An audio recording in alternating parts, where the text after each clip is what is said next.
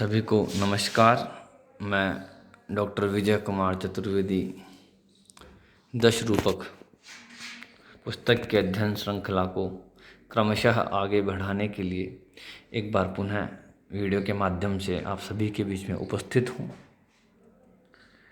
पिछले वीडियो में हमने नायक के लक्षण पर चर्चा की थी कि जो रूपक है संस्कृत के, उनमें जो नायक होता है उस नायक के क्या लक्षण होते हैं, क्या चारित्रिक विशेषताएं उसकी होती है कि उसे नायक कहा जाता है, नायक में होने वाले सामान्य गुण क्या होते हैं।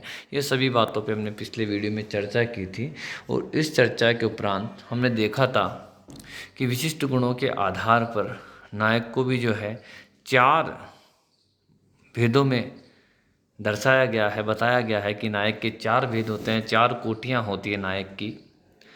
उनमें सर्वप्रथम हमने धीर ललित कोटि को देखा था, तत्पश्चात धीर प्रशांत, फिर धीरोदात्त और धीरोद्धत। ये 4 श्रेणियां नायक की बनी थी कि रूपकों के जो नायक होते हैं उन नायक की 4 श्रेणियां हैं।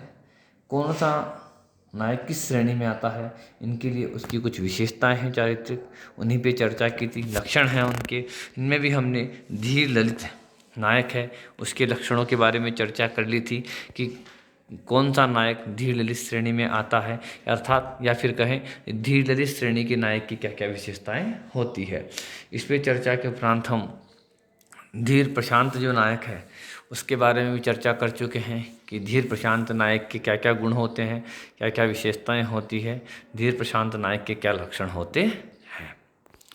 तत्पश्चात आज हम पढ़ने वाले हैं धीरोदात्त नायक कि धीरोदात्त नायक की क्या क्या चारित्रिक विशेषताएं होती हैं, क्या क्या लक्षण होते हैं।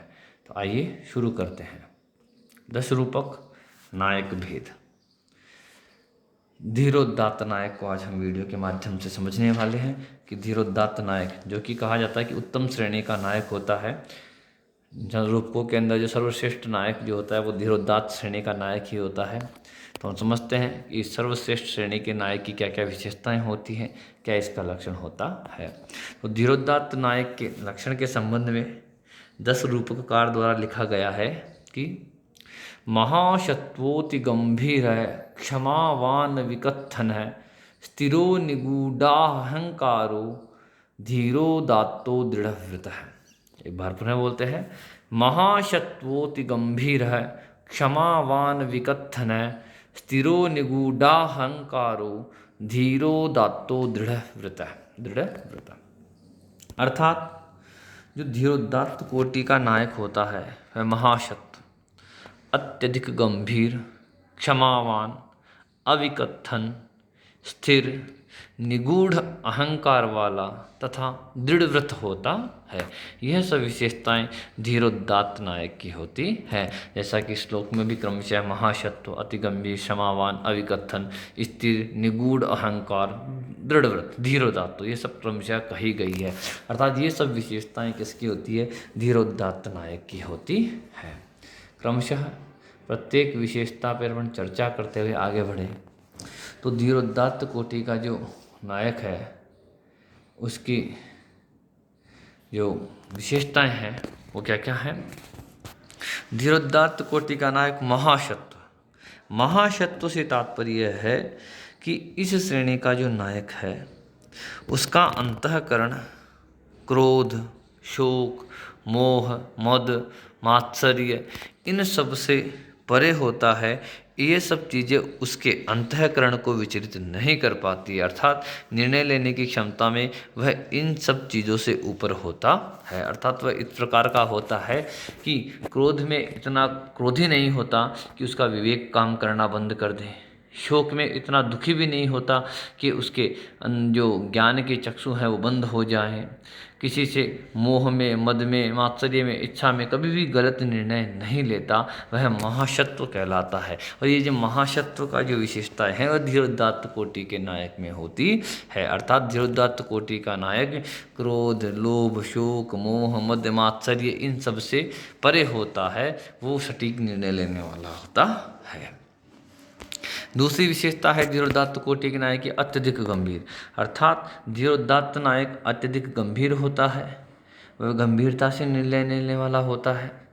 किसी भी बात को वह सहज ही टाल नहीं देता है या बड़ी सरलता से नहीं लेता है, हर बात की गंभीरता तक पहुंचने का प्रयास करता है, उसके मर्म को समझने का प्रयास करता और समझता है और इसी अनुसार अपने प्रजापालन की नीतियों का निर्धारण करता है और जनता के न्याय संबंधी कार्य भी करता है। तीसरा है क्षमाशील। धीरोदात्त कोटि का नायक जो है उसकी एक विशेषता है कि क्षमाशील, वह क्षमावान होता है। शरणागत आए हुए या अपनी गलती को स्वीकार किए हुए अपराधी को या शत्रु को भी वह क्षमा भी कर देता है। क्षमाशीलता जो है बड़प्पन का एक विशिष्ट गुण होती है। बड़ा वही होता है जो क्षमावान होता है, और ये क्षमाशीलता का गुण धीरोदात्त कोटि के नायक में सहजता से पाया जाता है। उसकी ये विशेषता होती है कि वह क्षमाशील भी होता है, क्षमावान होता है। आगे देखें अविकथन। अविकथन से तात्पर्य है कि धीरोदात्त कोटि का नायक अविकथन होता है, अर्थात अपनी प्रशंसा स्वयं करने वाला नहीं होता है, वह आत्मश्लाघी नहीं होता है। वह कभी भी कहीं भी अपनी प्रशंसा खुद नहीं करता है, आत्मश्लाघा कहीं नहीं करता। वह जो है जो वस्तु स्थिति होती है उसी अनुसार बैठा रहता है, अपना निर्णय लेता है, परंतु किसी सभा में, संगोष्ठियों में या मंत्री परिषद के समक्ष कभी भी अपनी प्रशंसा खुद नहीं करता है, अपितु प्रशंसा होने पर वह नम्रता ही प्रदर्शित करता है। तो आत्मश्लाघा का जो ये दुर्गुण है वह भी धीरोदात्त कोटि के नायक में नहीं होता है। वह अविकथन होता है, आत्मश्लाघा कभी नहीं करता है, बल्कि अपने सामान्य कार्य करने में लगा रहता है। आगे देखिए तो वह स्थिर प्रकृति का होता है। स्थिर का अर्थात वह क्रोध, शोक, मोह आदि में विचलित नहीं होता है, निर्णय लेने में हमेशा सटीक होता है, निश्चित निर्णय लेता है, सही निर्णय लेता है, अपनी बात पे अडिग रहता है। यह नहीं कि अभी कुछ कहा फिर अपनी बात से मुकर जाए, स्थिर रहता है, अपने जो भी कर्म है उनके प्रति स्थिर रहता है, कर्तव्यों के प्रति स्थिर रहता है, दायित्व को पूर्णतः निभाता है। ये स्थिर रहने की, अपनी बात पे स्थिर रहने की, प्रजा की रक्षा के लिए स्थिर रहने की, सभी बातों में वह स्थिर रहता है, अपने कर्मों के प्रति स्थिर रहता है, कर्तव्य दायित्व सभी के प्रति वो स्थिरता का भाव रखता है, अपनी बात पे अडिग रहता है। यह गुण भी धीरोदात्त कोटि का जो नायक है उसमें पाया जाता है। निगूढ़ अहंकार। निगूढ़ अहंकार का तात्पर्य है कि उसका जो अहंकार जो है वह स्वाभिमान है। निगूढ़ अहंकार का तात्पर्य है कि उसमें अहंकार वह स्वाभिमान, धीरोदात्त कोटि का जो नायक है उसमें अहंकार या स्वाभिमान हो, किंतु वह विनम्रता के द्वारा दबाया हुआ हो, अर्थात छिपाया हुआ हो। अर्थात कि जब कोई भी नायक है उसमें अहंकार या स्वाभिमान तो होना स्वाभाविक ही है, क्योंकि धीरोदात्त कोटि का जो श्रेणी का नायक होता है उसमें भी स्वाभिमान या अहंकार होता है, परंतु वह अहंकार नम्रता के द्वारा दबाया हुआ होता है, छिपाया हुआ होता है। निगूढ़ का मतलब छिपा हुआ अहंकार या यदि आदमी स्वाभिमान नहीं होगा, अहंकार उसमें थोड़ा नहीं होगा, तो वह कार्य ही नहीं कर सकता, वह अपने आप पे विश्वास ही नहीं कर सकता, आत्मविश्वासी ही नहीं बन सकता। अर्थात धीरोदात्त कोटि के नायक जो है वह भी स्वाभिमानी भी होते हैं, अहंकारी भी होते हैं, लेकिन उसका अहंकार उसकी विनम्रता के द्वारा दबा दिया जाता है। निगूढ़ अहंकार वाला, छुपी हुई स्वाभिमान वाला, अहंकार वाला वह होता है। और अंतिम जो उसकी विशेषता है वह है दृढ़व्रत। दृढ़व्रत से तात्पर्य है कि जिस बात का वो प्रण कर लेते हैं उसका अंत तक निर्वहन करते हैं। अर्थात जिस बात को वो कह देते हैं कि ये बात मुझे करनी ही है, ये बात मुझे, इसलिए कार्य मुझे करना ही है, वो सारी बातें जो हैं वो क्रमशः उसे पूरा करते ही हैं, अपने कर्तव्यों पर, अपनी बात पर, अपने दायित्व पर अड़िग रहते हैं, वह अपने काम को करते ही है। वो चाहे कितनी भी कठिनाइयाँ उस बात को निभाने में, उस कार्य को करने में आ जाएं, लेकिन उन सभी कठिनाइयों का वह बड़ी ही जो है अपने साहस के साथ मुकाबला करते हैं और मुकाबला करके विजय भी पाते हैं, अपनी बात पे अड़िग रहते हैं। यही उसका दृढ़व्रत का तात्पर्य है। तो ये सब जो है विशेषताएं हैं वह धीरोदात्त कोटि के नायक में आती है। हम ये सभी विशेषताएं देखें तो ये सारी विशेषताएं जैसे रामायण महाकाव्य के नायक है राम, उनमें भी है, या रूपकों की दृष्टि से देखें तो अभिज्ञान शाकुंतलम जो नाटक श्रेणी का रूपक है उसका जो नायक है दुष्यंत, वो भी धीरोदात्त कोटि का नायक है, क्योंकि वह भी महासत्व है, वह भी जो है क्रोध, शोक, मोह इनसे परे है और अत्यधिक गंभीर है, क्षमाशील भी है वह, अविकथन दुष्यंत कभी अपनी प्रशंसा नहीं करते हैं, स्थिर हैं और निगूढ़ अहंकार छिपा हुआ है, प्रजा के सामने बड़े ही कोमल स्वभाव से पेश होते हैं, दृढ़ अपनी बात पे रहने वाले होते हैं।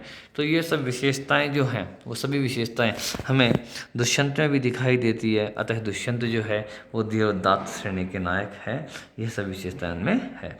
तो ये जो है और नागानंद के जो नायक है नाटक के जीमूतवाहन, उनको भी हम उदाहरण में समझे तो उनमें भी ये सारी विशेषताएं दिखाई देती हैं। तो और भी अनेक उदाहरण मिल जाएंगे धीरोदात्त नायक के रूपकों में, परंतु जहाँ भी धीरोदात्त श्रेणी का नायक होगा उसमें यह सब विशेषताएं होगी ही। यही धीरोदात्त नायक के लक्षण है, विशेषताएं हैं जो 10 रूपककार ने अपने ग्रंथ के अंदर निबंधित की है, उनको लिखा है। तो आज के इस वीडियो में हमने धीरोदात्त श्रेणी का जो नायक है उसकी विशेषताओं को समझा। आगे की वीडियो में हम धीरोद्धत नायक के बारे में चर्चा करेंगे। आज के इस वीडियो को यहीं समाप्त करते हैं। धन्यवाद।